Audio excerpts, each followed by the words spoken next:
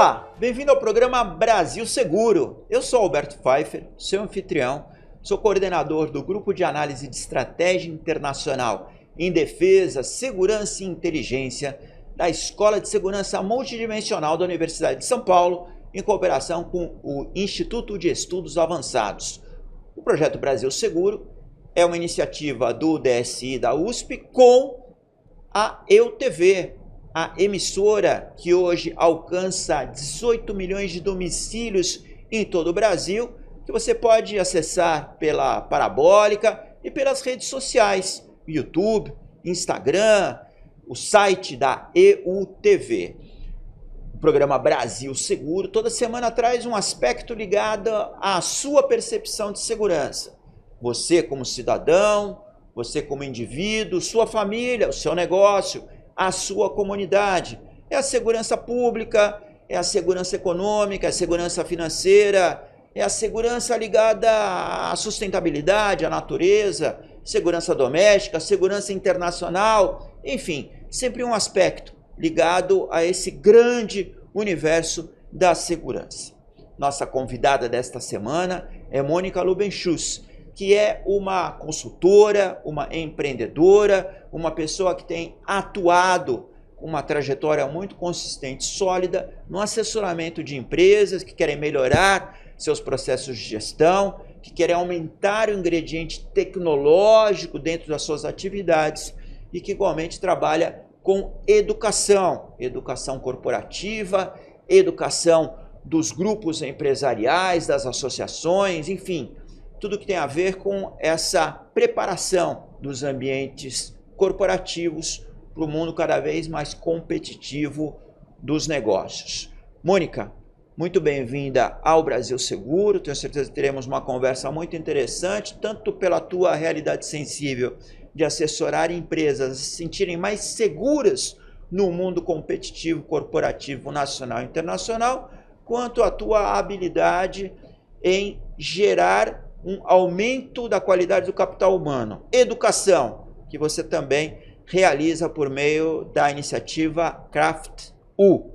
E você vai nos explicar isso ao longo do programa. Mas, antes de mais nada, além do agradecimento, saber de você, como é que tem sido essa tua trajetória, o que você observa e, enfim, com a tua agenda de trabalho. Alberto, obrigada, é um privilégio estar aqui falando com você e sendo acompanhada pela sua audiência, que eu sei que é muito qualificada. Esse é um assunto muito interessante, trazendo em linhas muito curtas a minha trajetória. São mais de 35 anos de mercado, comecei na área de tecnologia, fui para a área de comunicação, comecei a minha empresa com 27 anos, depois de ter virado sócia já de uma organização, vim do zero, né, de família simples, mas em que a educação sempre foi um dos pilares. Então eu aprendi que a educação, ela sempre entrega alguma coisa do outro lado, se a gente aplicá-la. Não é só estudar, é aplicar também. Ao longo da vida tive uma carreira paralela, sempre como empresária e educadora. Na área de educação eu estou há mais de 20 anos também, educação para adultos, para executivos e cursos de graduação, pós-graduação também. Hoje tenho algumas empresas, fui para esse nicho de atuar no crescimento de organizações, na gestão da mudança, a partir da minha própria experiência. Então as duas primeiras empresas que eu fundei, eu consegui escalar e vender, uma empresa tradicional e outra inovadora, escalável, bem escalável. E essa trajetória, esse movimento que acabou chamando a atenção de algumas empresas, e inclusive do meio educacional também, para compartilhar e construir junto jornadas parecidas com essa. Então hoje eu levanto essa bandeira de adaptação, de evolução para as organizações e as suas pessoas. Isso para mim passa por metodologia, tecnologia e sempre por educação. Isso está acessível a todo mundo, Mônica, porque há uma visão no meio empresarial que às vezes o acesso a uma educação executiva, corporativa, é uma coisa mais das grandes empresas, das médias empresas, enfim. O pequeno empreendedor, ele consegue também ter acesso a isso? Se ele procurar você na Craft-U, enfim, pessoalmente, você vai poder ajudá-lo? Sim, Alberto, e é excelente essa pergunta, porque a educação transforma resultados. Se a gente for olhar, as maiores organizações do mundo, e inclusive as que estão presentes no Brasil, elas investem em educação corporativa. E é claro que se elas colocam dinheiro nisso, é porque vai sair mais dinheiro depois dessa transformação. Agora a gente vive num momento singular em que até o eu empreendedor, aquela pessoa que está sozinha, começando um negócio, porque quis empreender ou porque o mercado de trabalho não absorveu mais e ela vai gerar sua própria renda, seu próprio trabalho, ela consegue, com uma versão gratuita de inteligência artificial, montar suas próprias aulas, a partir de perguntas, de respostas, de referências, mas é claro que precisa ter um guia para isso, precisa ter um tutorial para isso. Na Craft.io a gente tem sim uma educação bem focada no ambiente corporativo, especificamente para o segmento da logística, e hoje no mercado há outras iniciativas gratuitas também que podem ajudar quem nesse momento não pode fazer investimento. E até fazendo um paralelo aqui, eu mesma tenho uma comunidade, coordeno uma comunidade de pequenos empresários, em que a gente tem feito aulas gratuitas de inteligência artificial lá, do básico, até ensinando a fazer o login, que para muita gente, quando você fala sobre tecnologia, sobre inteligência artificial, a pessoa não vê como uma alavanca de crescimento, vê como um impedimento porque acha que não vai conseguir. E é super simples de usar, né? Então, mas é importante você esclarecer isso e indicar alguns caminhos, porque toda a tecnologia, ela ao mesmo tempo é libertadora, mas tem um começo que é opressora, né? As pessoas se deparam com novas situações que parecem intransponíveis. O brasileiro, a população brasileira cada vez mais tem procurado empreender. Há uma tendência à pejotização, à flexibilização das maneiras como as rendas são amealhadas pela população. E é claro que a tecnologia, a educação facilitam isso, mas ao mesmo tempo as pessoas às vezes não conseguem ter tempo, né, disponível para entenderem como, por exemplo, para uma pequena empreendedora que faz lá a sua receita, o seu bolo, o seu salgadinho e vai vender para a vizinhança, como ela pode trazer inteligência artificial para o seu negócio e talvez descobrir outras oportunidades, ou minimizar custos, ou entender como organizar a sua estrutura produtiva. E é importante ter esse primeiro acesso, né, a primeira entrada para o mundo da tecnologia. Então, você, tanto na tua atividade corporativa, quanto nas tuas comunidades, consegue fazer isso. Sim. Alberto, tem uma questão que muda tudo, que é o comportamento, é a escolha que a pessoa faz. Ao longo da minha carreira, eu vi que muitos resultados foram transformados para melhor quando eu parei de olhar pela perspectiva de empresária e comecei a olhar pela perspectiva de cliente. Então, por exemplo, uma pessoa, mesmo que ela esteja jogando sozinha na empresa dela, ela começou agora, ela foi obrigada a empreender, se ela ficar olhando do ponto de vista dela, ela vai enxergar uma série de desafios e talvez ela tenha tantas urgências para resolver durante o dia que ela não encontre nem tempo nem energia para estudar IA, para ver como aquilo pode ajudar. Se ela for olhar do ponto de vista de cliente, ela vai ver que ela vai precisar transformar a empresa dela para atender melhor, porque a concorrência está muito grande. Então ela vai ficar menos competitiva se ela demorar para fazer uma atividade, se ela não conseguir trabalhar o preço. E a IA pode ajudar nisso. A IA pode ser uma conselheira. Eu sou conselheira de empresas de tecnologia faz 4, 5 anos. Eu vejo que as discussões que a gente tem em conselho, que são estratégicas, elas mudam todo o resto. Tá? O nível tático, o nível operacional. O empresário até sozinho, que talvez não tenha recurso para ter um conselheiro, ele pode conversar tanto com a IA, pedir para ela atuar como uma conselheira de um pequeno negócio, mostrando caminhos onde ele pode trazer mais automação, como ele pode melhorar o preço, a qualidade, como ele pode ir com impacto para as redes sociais, que hoje é uma vitrine muito democrática para muitos negócios, até pequenos. Então há um caminho aí de inúmeras possibilidades de crescimento exponencial. Quer dizer, não tenha medo da tecnologia. Não. Procure incorporá-la olhando para ela como um cliente. Exato, porque o cliente vai fazer isso, ele já está fazendo. Ele já está fazendo. Tem um estudo, que eu não vou lembrar agora de que mês que foi, que ele mostra que as pessoas hoje já estão fazendo mais buscas no ChatGPT do que no Google. Então, a gente também precisa preparar as nossas vitrines, o nosso site, as nossas redes, para eles começarem a aparecer nas pesquisas que a IA vai fazer. Como a gente usa agora esse mecanismo, ou seja, A gente sai das palavras-chave do Google, que sempre foram que todo mundo usou, para estar presente na busca que acontece na IA. Então, se o meu negócio não aparecer nessa pesquisa, eu fico fora do jogo. Existe toda essa, vamos dizer, mistificação quanto à IA, a inteligência artificial, que ela será revolucionária, que ela já é revolucionária, que ela poderá até tomar conta das decisões coletivas, tamanha a sua capacidade de processamento, a sua velocidade, e ao mesmo tempo o risco que as sociedades correm ao se deixarem até subjugar, pode-se pensar assim, pelo domínio da tecnologia, por meio das plataformas de inteligência artificial. Como é que é a tua visão sobre isso? Você também tem um ingrediente de preocupação, de precaução?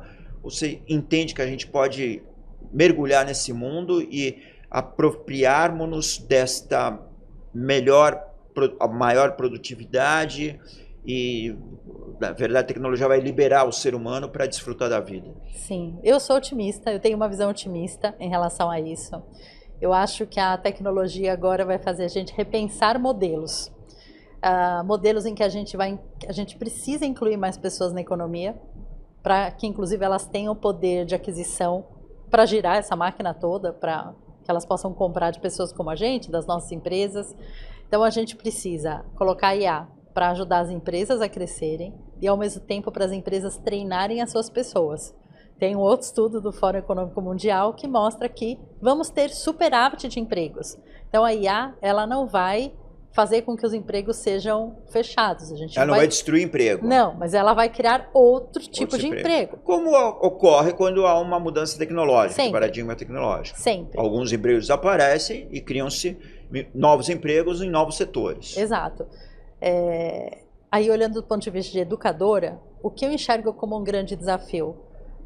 A gente precisa ensinar as pessoas a pensarem num mundo em que muitas vezes quisemos com que pessoas não pensassem tanto para não exigir alguns direitos, para não entender algumas lógicas, para não empreender. Então a gente muda alguns modelos. As pessoas precisam pensar, elas precisam entender da lógica da IA, de como desenhar um contexto lá, passar informação, de como não olhar, que eu vejo que é um grande erro de muitos empresários, só para dentro do seu negócio, não olhar para o que está acontecendo no ambiente, não olhar para o que está acontecendo com o cliente dele, com o consumidor dessa empresa, não olhar o que está acontecendo com o bolso dessa empresa que compra dele, porque se ele divide o dinheiro, vai diminuir a renda desse lado. Então, é uma série de componentes que a gente precisa calibrar melhor, mas eu vejo a IA como um divisor de águas que vai trazer mais tempo para as pessoas, mais renda, e vai estimular mais as pessoas a estudarem. E isso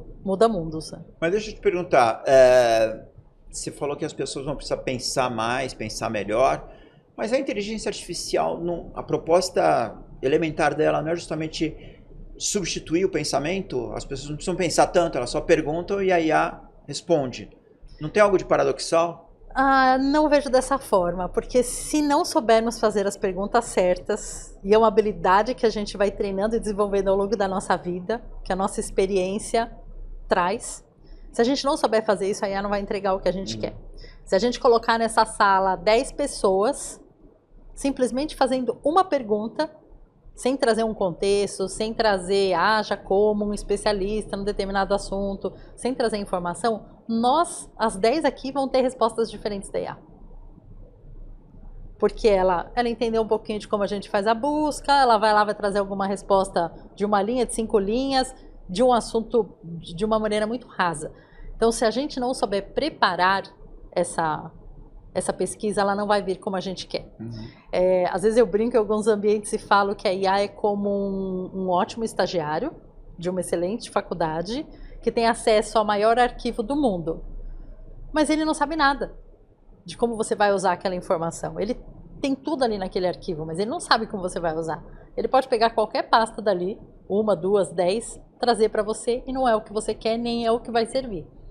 Então, se a gente não ler mais livros, entender de narrativa, de comunicação, pesquisar um pouco mais, se a gente não tiver em ambientes e mesas diferentes para oxigenar até o nosso contexto, a nossa perspectiva de mundo, né, construir mais perspectivas, a gente não vai conseguir tirar o melhor da IA e o melhor para as nossas empresas e para os nossos times também. Mas o desafio parece ser bem desafiador. Claro, o desafio é desafiador, desculpe a redundância, mas enfim, parece ser bem desafiador isso, porque aparentemente a leitura de livros, a leitura de textos mais complexos tem sido substituída por leituras mais automatizadas, instantâneas, via redes sociais. Será que a gente também não se distancia um pouco dessa habilidade de fazer as perguntas certas? Então, seria exigido um outro tipo de modelo educacional, de carga de conteúdo para habilitar o ser humano a lidar com a inteligência artificial? Eu vou deixar essa pergunta para o próximo bloco, Mônica, aqui no Brasil Seguro. É um segundo só. Até já.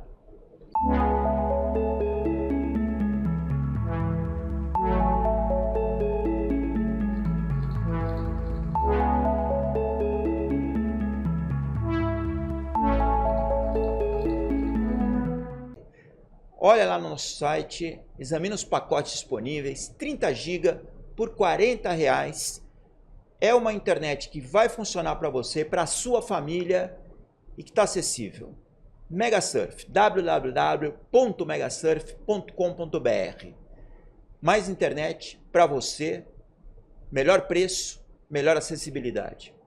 Dando continuidade ao Brasil Seguro nessa semana, com a Mônica Lobenchus, que é uma empresária, uma educadora, é uma especialista em transformação de empresas, em educação corporativa. Mônica, a gente comentava da IA, da inteligência artificial, dessa mudança tecnológica, e analisava aspectos ligados ao uso da inteligência artificial. Você comentou que ela é um bom estagiário, mas que, se não for devidamente orientado, ele vai trazer respostas não relacionadas com as suas perguntas. Então, a habilidade requisitada do ser humano vai ser a de formular a pergunta certa, dar o contexto adequado, orientar a inteligência artificial para que ela te entregue o resultado rápido, amplo, que ela consegue melhor do que você. Ao mesmo tempo, para formular uma boa pergunta, é preciso ter um bom repertório e ter uma capacidade de uso da sintaxe sofisticada, né? Isso vem com muita leitura, com muita comunicação, com muita formulação mental, e os modelos hoje de busca, enfim, de leitura, de busca de informação, com as redes sociais, com os smartphones, eles são muito mais instantaneizados e fragmentados, né? As pessoas diminuem talvez as cargas de leitura de romances, de novelas, de clássicos, que adestram um raciocínio mais sofisticado, mais complexo, mais de perspectiva de longo prazo, para um aprendizado ou uma plasticidade cerebral mais imediatista, mais de reflexo, né? Não de proposição. Como é que a gente concilia essas duas coisas? O que o sistema educacional ou o ambiente corporativo pode instilar nos formuladores de perguntas para IA que, por enquanto, a gente não tem? A pergunta de $1 bilhão, porque se alguém tivesse a resposta 100% assertiva para isso, estaria ensinando para todo mundo nesse momento. A gente tem achado alguns caminhos. O que eu tenho visto no mercado? Que não adianta mais, de fato, a gente seguir aquele modelo tradicional de educação, porque ele foi concebido lá para a época da Revolução Industrial, de outro modelo de pensamento, de se colocar pessoas dentro de caixas, e hoje a gente precisa de pessoas que achem soluções para problemas complexos, então elas não podem ficar seguindo sempre a mesma cartilha. A gente tem métodos novos para isso hoje. Eu me lembro lá, apesar de ser uma coisa dos anos 70, aquele planejamento de sistema de gestão por objetivos e resultados chaves, né? O tal do OKR, ele ganhou o mundo lá com o Google nos anos 2000 e hoje tem sido um modelo muito mais ágil de fazer planejamento e trazer aceleração de crescimento para as empresas. Então, há metodologias mais inovadoras, há tecnologias que podem ajudar na educação. A gente hoje pode montar um curso em que você tem uma parte de método, uma parte de prática com IA e uma parte de estudos de cases para trazer a realidade daquela indústria, daquele setor. É o que a gente faz na Craft.io, por exemplo. inclusive com o tema de geopolítica, que eu sei que é a sua especialização, então trazendo essa bagagem toda adequada aqui para o ambiente de tecnologia e de inovação. Agora, há um grande desafio hoje, que é assim, como a gente tomba isso para dentro das organizações de educação e para as empresas. Então, veja só, se a gente vê em qualquer roda de empresários, vão surgir os dois desafios principais desse momento, que é como que a gente traz a inteligência artificial, mas continua fazendo a empresa rodar, não para tudo para fazer isso, e como que a gente lida com 5 gerações diferentes no ambiente de trabalho, que são da força de trabalho, mas também são força cliente, hoje. Agora, se você olhar o que esses dois têm em comum, ambos precisam de comunicação, que sempre foi o maior problema do mercado. Em qualquer empresa o pessoal fala, falta comunicação, a pessoa pede de um jeito, outra entrega de outro. É o que acontece com a IA e é o que acontece com as gerações. Vão pedir alguma coisa para a gente de um jeito e vão pedir alguma coisa para uma pessoa que está entrando no mercado de trabalho lá com seus 18, 20 anos de outra forma. Porque essa é a pessoa do vídeo curto. Essa é a pessoa que, se não tiver o ganho na hora, em segundos, ela desengaja e não presta atenção. E ela não está errada. Então, como a gente faz um microlearning em que você dá retorno imediato para atender a nova geração, mas ao mesmo tempo você dá o método que a gente sabe que precisa e ao mesmo tempo você conecta para entregar resultado agora? A gente precisa construir modelos novos todos os dias. Eu vejo que cursos prontos, que são reciclados mês a mês, estão tendo mais retorno, porque a cada ciclo eles vão trazendo aprendizado do momento. Ou seja, aquele curso que a gente fez lá há 20 anos, ele trouxe uma bagagem, mas hoje ele precisa ser totalmente atualizado, porque ele não entrega mais o resultado que a gente precisa para esse novo mundo. A gente vai precisar construir uma skin, um perfil de estudante o tempo todo, professor e estudante, porque quando a gente ensina, você também é professor, a gente sabe que a gente aprende. Então, se a gente estiver o tempo todo ensinando e aprendendo, e a gente ensina numa reunião, a gente ensina num curso, a gente ensina numa ONG, em qualquer lugar. É o tempo todo ensinando, aprendendo, ensinando e aprendendo. Todos os dias. É interessante essa visão assim do papel dual, né? De você ser o fornecedor e o cliente, ser o estudante e o professor. Quer dizer, você não tem mais o balcão. Você falou assim, eu não posso pôr as pessoas dentro daquela caixa do modelo industrial. A inteligência artificial, ela vai perpassar, já perpassa, a tecnologia faz isso, né? Mas a inteligência artificial, mais ainda, a comunicação entre as pessoas, entre as empresas, dos clientes com os fornecedores, dos estudantes com os professores. Mas se eles não trocarem de papel o tempo todo, não assumirem que isso é um processo conjunto, não vão ser capazes de lidar e de incorporar esse benefício tecnológico para as suas atividades. Isso. Recentemente, uma das palestras na Rio Innovation Week falava exatamente sobre isso, sobre essa mudança de paradigmas e sobre também a gente parar de pensar somente nas empresas de uma forma unitária, individual, e pensar em construção de ecossistemas, porque essa mesma troca que a gente vai ter no ambiente de educação ou no ambiente corporativo, a gente vai precisar ter entre as empresas com seus fornecedores, com seus clientes, pensando como rede, num ambiente maior em que o tempo todo a gente está trocando informação. Tá. Agora, essa informação precisa estar apoiada em método, porque a gente sabe que o método ele encurta distâncias para a gente, já foi testado e ele dá caminhos. A gente não está falando de sair freestyle total, tem que ter método, mas numa construção coletiva também, em que todo mundo aprenda junto. E é interessante pensar também na dimensão doméstica e na dimensão externa, né?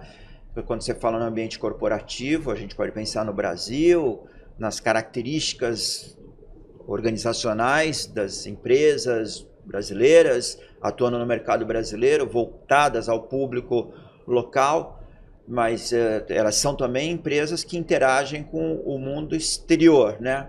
Tem uma dimensão, então, de competição interna, mas que demanda uma certa cooperação até de competidores internos para enfrentarem os desafios externos, porque essa corrida da incorporação tecnológica é uma corrida que também se dá no nível local e no nível internacional. O que eu quero dizer? Em alguns países, essa absorção da tecnologia, a acessibilidade da IA ela se dá em escalas, em níveis distintos dos nossos, né? Por exemplo, você atua muito com o tema da logística. E certamente as empresas competem umas com as outras, querem ter mais clientes, pegar o cliente de um, de outro. Mas no fim do dia, num mundo de instabilidade, de guerra e de rotas comerciais que são cada vez mais suscetíveis a efeitos externos, as empresas locais, quando colaboram entre si e se consorciam, talvez elas se tornem mais fortes, consigam incorporar mais tecnologia, aprendam mais entre si quando atuarem dessa maneira cooperativa. Você percebe isso acontecendo? Ou, vamos dizer, a gente tem selva aqui, não olha que tem uma selva enorme lá fora? A selva existe, mas os ambientes colaborativos têm aumentado. A própria Craft.U, ela atende o segmento de logística e a gente tem várias empresas de logísticas sentadas na mesma sala de aula. Claro que aprendendo com o instrutor que está passando o conteúdo, mas aprendendo também com os diálogos, com os debates que acontecem entre os alunos, que estão no campo de batalha, que estão no jogo. E uma pergunta ali, com a resposta do instrutor e da própria comunidade, pode virar o jogo, pode trazer um insight que aí cada empresa vai levar para aplicar do seu jeito, para o seu negócio. Mas a discussão aconteceu ali, as ideias apareceram ali. Então isso é muito rico. E aí não tem concorrência, porque é um conteúdo que, se você for procurar, todo o conteúdo do mundo está disponível hoje. É a forma como a gente consome, como a gente queria naquele momento esse conteúdo. Mas me lembra muito quando acelerou o movimento de inovação no mundo, em que a gente tinha as grandes empresas investindo na área de pesquisa, entendendo que depois de um momento que se elas trouxessem as startups para perto, elas iam inovar mais rápido. No começo elas tinham medo, elas falavam, não, como que eu vou trazer uma startup? Como que eu vou abrir mão, né, de toda essa segurança que eu tenho aqui dentro, dos meus CLTs, fazendo pesquisa e desenvolvimento para mim, e vou trazer essa turma da startup que tem soluções abertas, mas viram que precisava ter agilidade, precisava pensar diferente. Começaram a trazer. Eu acho que a educação está passando pelo mesmo movimento de inovação, de que assim, juntos, nós vamos deixar o nosso crachá de concorrente ali, vamos criar soluções que vão ser boas para a nossa indústria, em que todo mundo vai ganhar. E aí dentro de casa, cada um vai customizar do seu jeito lá para manter a concorrência. No mundo acontece do mesmo jeito, né? Aqui a gente está falando de globalmente. Durante muitos anos eu fui mentora da maior aceleradora de startups early stage do mundo, que chama Founder Institute, e lá ela é global, então a gente via muito as startups com soluções muito diferentes, de acordo com o país, porque os problemas são diferentes, e a startup vive de achar solução para o problema. Claro que os problemas do Brasil são diferentes dos problemas dos Estados Unidos, por exemplo, da Europa. E aí a gente viu o movimento quando os investidores, os fundos e as grandes empresas chegavam perto dessas startups. E aquela coisa do medo, vou, não vou até aqui eu quero do meu jeito, até que todo mundo deu as mãos e falou, tá, vamos crescer junto, porque senão ninguém vai sair do lugar, né? Você, na tua atividade de educadora, você enfatiza muito esse aspecto também de descobrir com os casos, colocar as pessoas alinhadas e dialogando, né? Quer dizer, se a gente fala muito em comunicação e cada vez mais essa constatação de que comunicação pode ser um obstáculo, mas pode ser uma grande solução, uma grande descoberta, e agora a nossa comunicação com a inteligência artificial, que é essencial para extrair dela o melhor possível, como é que você vê? Você falou o modelo educacional anterior atendeu a um modelo de sociedade anterior, a um padrão tecnológico anterior. Mas a educação em geral, a educação pública, né, o sistema de educação formal que a gente tem, ele está muito defasado quando a pessoa chega para a educação corporativa, ela já está numa trilha de produção, então aquilo vai ser direcionado para aumentar a produtividade dela, para aumentar o sentimento de satisfação, mas a bagagem que ela traz, como é que ela pode ser aprimorada? O que a gente pode trazer da educação corporativa para a educação formal? Como um ensinamento ou como uma conexão? Acho que tudo, Alberto. Que pergunta fabulosa. Porque em muitos momentos a gente vê a iniciativa privada que, claro, tem mais condição de investimento, achando caminhos, achando soluções, muitas vezes sem colocar muito retorno, sem colocar muito investimento, muito recurso financeiro, que poderiam ser aproveitadas pela iniciativa pública. A gente deveria andar lado a lado, né? A educação pública a educação toda no Brasil está muito prejudicada. Quando a gente vai para a pública, está mais prejudicada ainda. De novo, se a gente ajudar as pessoas a pensarem, e aí eu fico pensando em cada um que tem um microfone à sua disposição, uma rede social, se a gente traz esse tipo de provocação, e às vezes vira a chave em alguém lá do outro lado, é assim, se a pessoa aprender a pensar e aprender o caminho, ela consegue estudar sozinha. E ela consegue achar caminhos para vencer. Mas isso tem muito a ver também com ser protagonista, com comportamentos, de a gente não achar que vão colocar as soluções no nosso colo, que o governo precisa entregar coisas, que o chefe precisa entregar coisas, porque ninguém precisa ficar dando as coisas pra gente. A gente tem de ir em busca, né, de construir a nossa carreira e aprender sozinhos, né?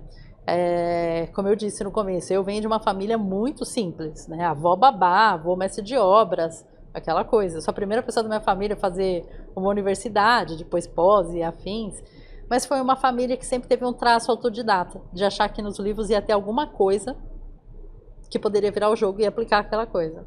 E eu acho que esse comportamento ajudou muito na minha carreira, ajudou muito no movimento de ser empresária, de ajudar outras pessoas, e algo que está muito acessível a todos. Qualquer um consegue fazer isso.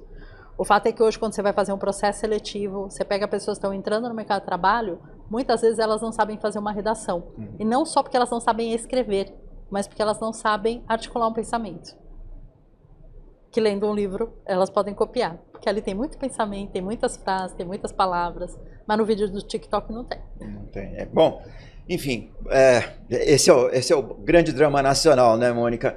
A educação, o nível de alfabetização funcional, de literação, por assim dizer, da população em geral, que de alguma maneira tem que dialogar com essas tecnologias contemporâneas. Talvez a gente não tenha encontrado uma fórmula adequada ainda, mas vamos examinar isso no próximo bloco do Brasil Seguro. Um segundo só, até já.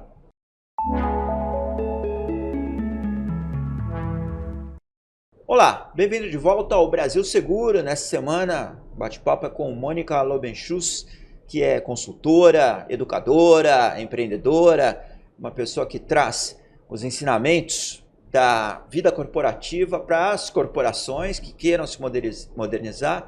Tem uma plataforma educacional, física e virtual na Craft University, e que está nos ajudando a pensar nos novos modelos de educação e de gestão empresarial com o uso intensivo da tecnologia. Mônica, tudo isso que a gente está falando aqui tem a ver com inovação, que tem a ver com mudança, que tem a ver com adaptação. Existe toda uma linha da literatura, da condução dos negócios, chamada gestão da mudança, que você adota bastante. E como é que você vê o emprego desse tipo de ferramenta para os empreendedores tradicionais? Que legal falar desse assunto, Alberto, porque é isso, se a gente for procurar, alguém já estudou alguma coisa e traz atalhos para a gente. Hoje eu vendo muitas pessoas e muitas empresas querendo aprender sobre IA, aprender sobre alguma outra tecnologia emergente, mudar sua empresa, acelerar seus resultados, e não entende que a gente não vai do 0 ao 100, num piscar de olhos, né? Nós não somos quânticos, a gente não dá esse salto. A gente tem uma curva de mudança, de adaptação. É super necessário a gente adaptar, a gente aprender, evoluir, mudar, mas a gestão da mudança, que é um método, ela fala que muitas vezes quando você vai trazer qualquer novidade para uma empresa, para as pessoas da empresa, existe primeiro uma negação. O pessoal fala, mas por que? A gente sempre fez daquele jeito, por que vai mudar agora? Depois tem pessoas que vão para o caos, vão para o fundo do poço, falam, eu nunca vou conseguir fazer isso, eu nunca vou conseguir mexer com IA, até o momento em que elas vão começar a ver alguém usar e elas vão aderir.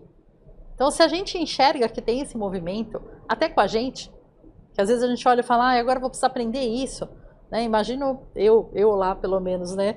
Vim de uma época em que a gente não tinha internet ainda, né? Eu já era profissional quando a internet chegou, e acessível para todo mundo, não tinha rede social, não tinha Google, não tinha site. Meus filhos, que são jovens aí no mercado de trabalho, eles falam, como vocês conseguiram estudar e trabalhar? Eu falei, gente, não sabia que tinha, fazia, né? Então, assim, a gente foi se adaptando, foi muito difícil para a nossa geração, né? A chegada da internet, a chegada das redes sociais, a chegada da inteligência artificial, passar por uma pandemia. Mas eu falo, olha, a pandemia foi uma ótima escola para isso. A gente aprendeu a se adaptar rapidamente. Em dias a gente se adaptou. E quem se adaptou, venceu. É fácil? É gostoso? É confortável? Claro que não. Mas a gente não evolui de outro jeito. Então, o convite para quem está acompanhando a gente agora é assim, entender que não temos escolha, precisamos trazer a IA para perto. Não temos escolha, precisamos estudar todos os dias e aprender, nem que seja 10 minutinhos de leitura de um livro, conversar com a IA para aprender sobre um assunto novo, atender sobre segurança, aprender sobre a própria IA, pedir para ela montar uma aulinha, mas a gente precisa se desafiar, mesmo que a gente não goste, que a gente acha que não vai conseguir, isso muda, e isso muda as empresas que nesse momento estão contratando consultorias e treinamentos para levar a IA, para fazer gestão de pessoas e não estão cuidando da gestão da mudança, que é como que a gente pega todo mundo, acolhe, conversa, abre as lives para as pessoas falarem sobre como elas estão se sentindo naquele momento. Porque de uma ouvir a outra, entender que está todo mundo no mesmo momento, mas que elas vão precisar juntas dar esse salto, a gente faz com um pouco mais de leveza. Não fica aquela coisa, a empresa mandou, o mercado está exigindo isso. Não. Não, e a opressão, né, que a inteligência artificial, que a sua adoção ou não, e que entrar nesse modelo assim, ou estou com IA ou não estou com IA, meus concorrentes usam IA, as pessoas ao meu redor usam IA e eu não uso, né? Então sempre gente de exclusão, ao mesmo tempo o desconhecimento. Então o que você sugere é muito interessante, comece a usar informalmente, como um divertimento, né? Como um entretenimento. Pega um aplicativo de IA, põe uma pergunta lá, vê a resposta, refaz a pergunta, vai entendendo como a IA pensa, né? Exato, exato. E é bem interessante, viu, Alberto? Porque a gente pode começar... eu gosto muito de autoconhecimento, eu acho que isso ajuda a gente, inclusive nas organizações. E eu acho que a gente pode começar, inclusive, perguntando para a IA o que ela enxerga sobre a gente.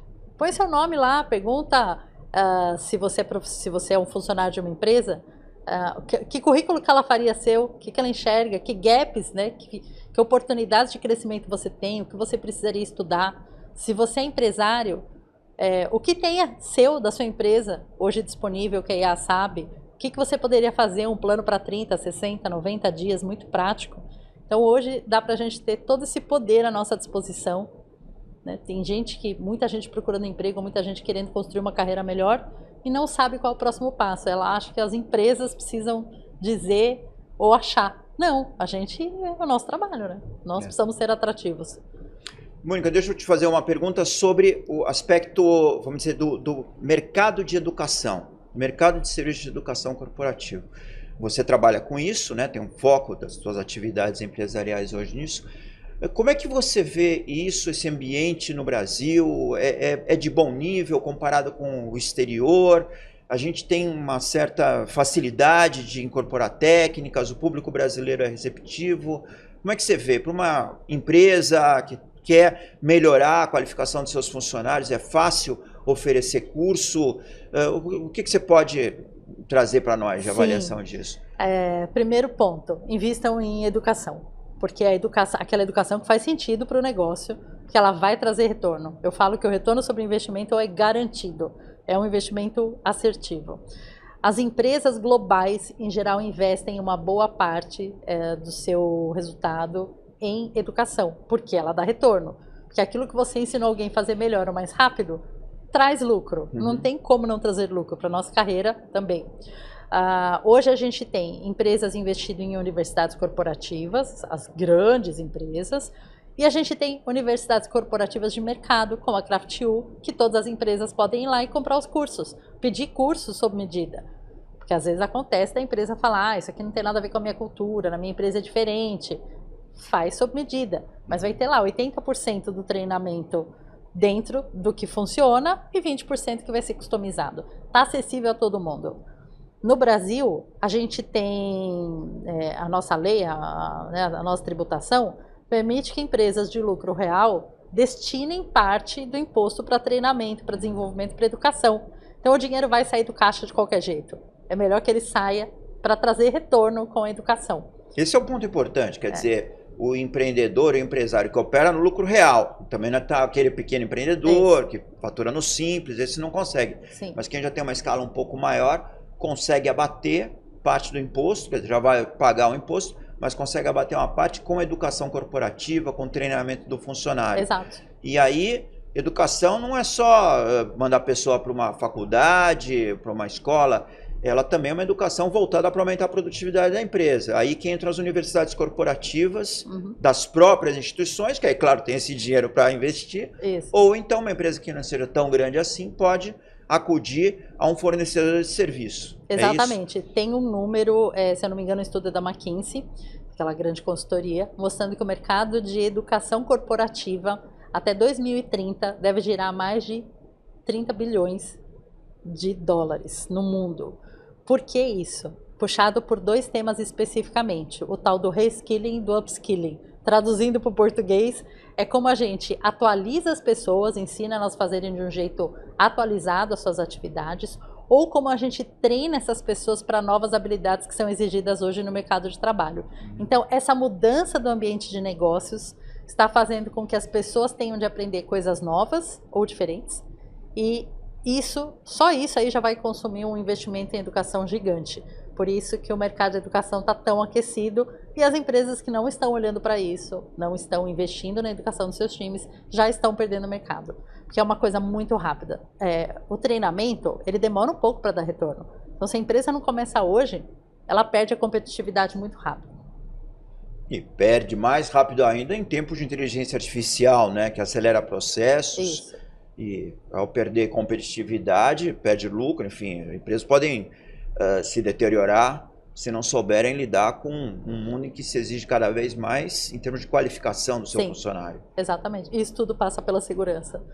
Segurança da economia, a segurança a sustentabilidade. corporativa, olhando micro cada empresa individual, a segurança do sistema econômico como um todo, né? A gente não pode esquecer que a economia de uma sociedade está atrelada a um sistema mundial econômico, né? E que é competitivo, que há busca por se ganhar mercado, enfim, de um país, de outro. Então é fundamental que a gente veja essa dimensão de cada empresa individual e do sistema nacional como um todo. Quer dizer, fomentar a educação corporativa no Brasil é essencial para a gente manter essa capacidade de competir internacionalmente.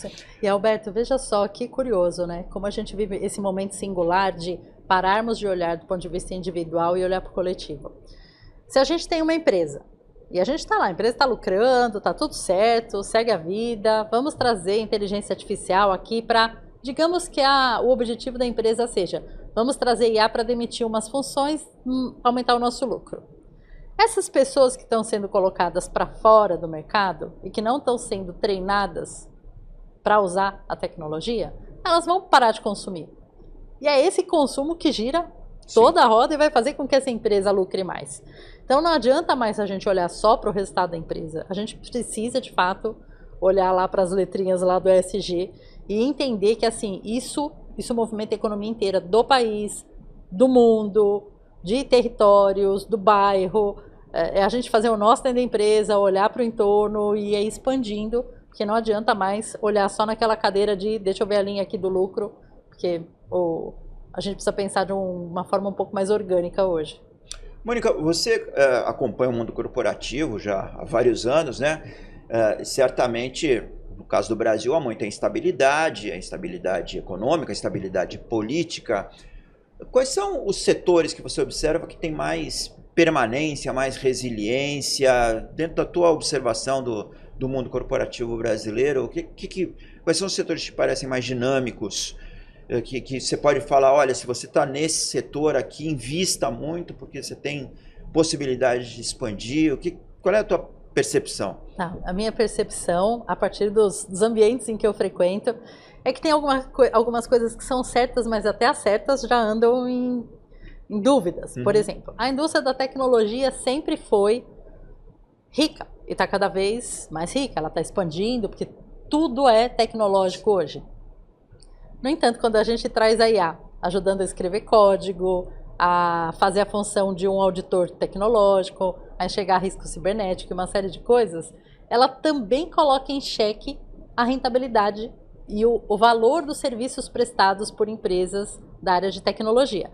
Mas sim, a área de tecnologia continua sendo uma das queridinhas do mercado, ainda assim pode ser que a gente passe por uma revisão de valores. As grandes consultorias passaram por isso. A gente sabe que hoje a gente tem um Claude tirando algumas funções de auditores, de grandes empresas de consultoria, porque está conseguindo entregar um material com muita qualidade. Não tem a nossa capacidade, mas tem muita qualidade. O mercado agro para o Brasil sempre foi vencedor, e a gente sabe que é uma das maiores potências que a gente tem para o nosso país, mesmo quando a gente olha do ponto de vista de Brasil. Vender dinheiro sempre deu dinheiro, por isso que a gente sabe que o segmento financeiro continua nadando de braçada. O Brasil ele tem duas grandes potências. Uma delas é o agro, que sempre foi, a gente sabe, e o número de brasileiros que nós temos aqui. Então, quem... Nosso mercado interno. Nosso mercado, os nossos consumidores, nós consumindo. Mas para isso a gente precisa ter dinheiro. O brasileiro precisa ter dinheiro. Por isso somos tão atrativos para e-commerces e tantas coisas. Né? E o que eu vejo que, assim, que poderia ser um grande capital para o Brasil é a gente ter mais pessoas, estimularmos mais pessoas pensantes aqui dentro, estimular mais alunos, mais pessoas trabalhando com pesquisa, com trabalho científico mesmo, não perdermos tantos brasileiros geniais para universidades de fora do Brasil, para mercados estrangeiros. Hoje a gente tem as pessoas que conseguem mudar o nosso jogo, pensando em soluções, em saídas, estudando, até na área acadêmica, muitos, indo para fora. Porque o Brasil não é atrativo para essas pessoas. Mas elas têm condição de criar saídas para que a gente vire a nossa posição no ranking global de riqueza. Mas a gente precisa fazer um bom plano para isso e não um plano que dure 4 anos e que mude a cada governo. E dentro da tua experiência corporativa, quais seriam 3 ou 4 quesitos que você indicaria de melhoria para o ambiente econômico brasileiro? Investir em educação, eu faria um só. Se você investe em educação, se você tem um bom plano de educação, você muda todos os outros indicadores. Vai mudar o indicador de saúde, porque a pessoa aprende a se cuidar. Vai mudar o indicador de trabalho, porque ela aprende a produzir melhor. Vai mudar o indicador de até crescimento territorial, porque se a pessoa estuda, ela sabe produzir riqueza em qualquer lugar, seja presencialmente aqui, nos grandes centros, ninguém cabe mais aqui, seja ocupando outros espaços que a gente tem no Brasil. Então nós temos tantos problemas no mundo que precisam de solução, e a gente não precisa ficar fazendo a roda girar sempre em cima das mesmas soluções e dos mesmos problemas. Há inúmeros por aí. Mas para isso a gente precisa estudar, não tem jeito. Para mim, a educação vira a chave, ela constrói novos mundos, novas rotas. Por isso que eu fui dedicando minha carreira para isso, porque eu falo assim, nós dois aqui nessa mesa e todo mundo que está acompanhando a gente tem o mesmo tempo, é o mesmo minuto. Agora, qual o maior retorno que a gente pode ter por minuto? Eu, no meu caso, enxergo que é a educação, porque ela pode escalar mudanças de cenário para muita gente. Perfeito. Em tempos de inteligência artificial, a educação é que nos faz mais e melhores humanos. Sem dúvida. Mônica Lobenchus, muito obrigado pela lição, pelo bate-papo e volte sempre aqui ao Brasil Seguro. Será um prazer. Obrigada, Alberto, e obrigada a todo mundo que ficou com a gente aqui também. Obrigado especial a você, nosso telespectador, e até semana que vem aqui no Brasil Seguro.